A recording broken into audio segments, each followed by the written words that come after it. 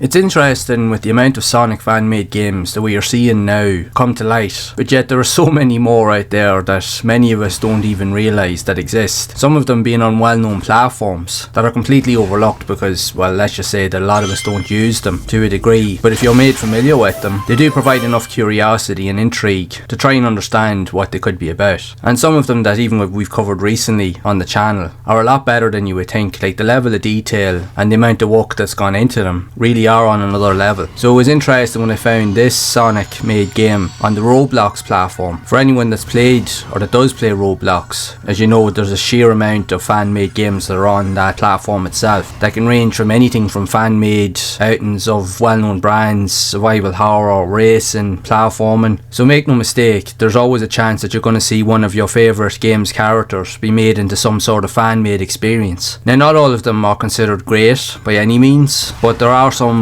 interesting ideas and that do work quite well, and they are worth a try to say the least. And it's funny, I happened to stumble across this game right here, Sonic Speed Simulator. It was funny enough through one of my nephews that had been playing it on the PlayStation 5 that I have at home, and considering that I have been covering a lot of these Sonic fan made games over the last while, I thought it was another one that was definitely worth more of a look at. And I have to say, like, for a lot of Roblox games that I have seen in the past, this definitely stands out because the amount of variety, content, and even the sheer level of detail that's on offer really is something else. Now, it's not to say that the game is perfect, it isn't by any means. It does have its flaws and its own little quirks and characteristics, but it's interesting as it also plays from an open world point of view, that you can also play both in different modes, from like single player playing amongst yourself, or you can play multiplayer with other people online throughout a vast variety of open worlds that are all reflective of popular Sonic games. So we would have seen anything from the likes of the Green Hill Zone to other well-known levels that were in the original games. It's actually pretty cool to see. Now, a lot of the game is locked out at the beginning when you first start out, so you'll generally start out in like a hub section and you will have to level up your character and acquire different items and resources in order to gain access to new worlds as you progress, but you will also need to utilise all of those elements to also gain access to some of the other characters with the likes of Tails and Knuckles, as they won't essentially be available in the beginning. You'll have to unlock them the more that you play. But then you have other features as well, as with typical Roblox games, that you can also purchase in-game items to fast track your progress as well. Now, what's interesting here is that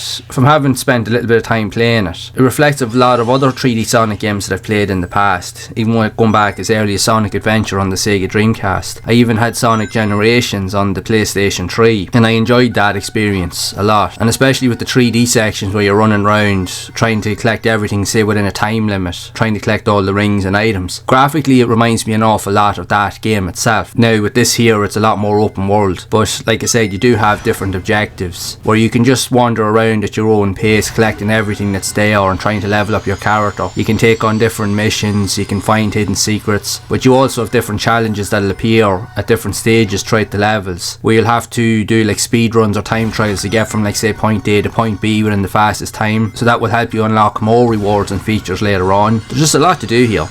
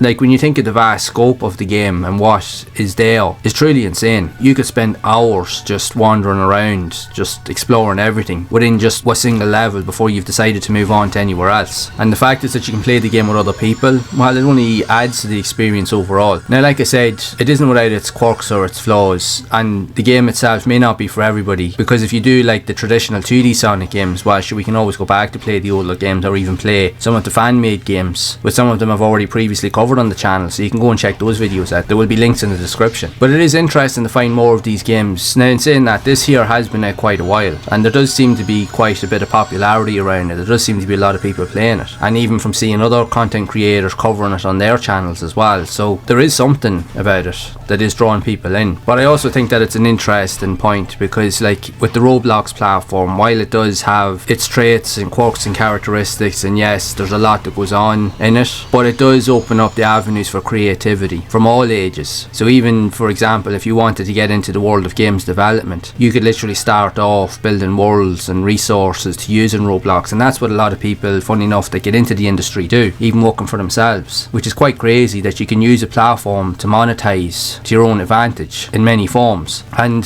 this here is proof that you can be as creative as you want to be, and it can still be a lot of fun if it's done right. And this here does a fairly good job in what it's trying to do, to present an entirely different synopsis to the Sonic universe. Now, it's very cool, very colourful. I really like the graphics. It's different, definitely. There's a lot more to do, a lot more to explore. Let's just put it this way, you will be playing this for a long time because there's just so much to do. If anything, you can get bamboozled or completely overwhelmed by what is there or what is available. It can sometimes be too much for people to do in some cases. But if you're into all those elements, finding hidden features, unlocking new characters, new levels, and just exploring in general, this one might be worth checking out, and especially if you're a Sonic fan. But it also sets the premise as well as what can be done with a unique idea. And if you want to get into games development, there's loads of people making some really interesting games on the Roblox platform, or even other platforms that are similar to it. Now, I definitely found this one interesting, but it also shows what else is out there and what else could be out there, as this isn't the only Sonic fan game that is available, and I've yet to find more of them. So hopefully in the future that will be a thing. But in the meantime, if you do want to see more of the Sonic fan made games that I have covered previously on the channel, you can check out this playlist right here.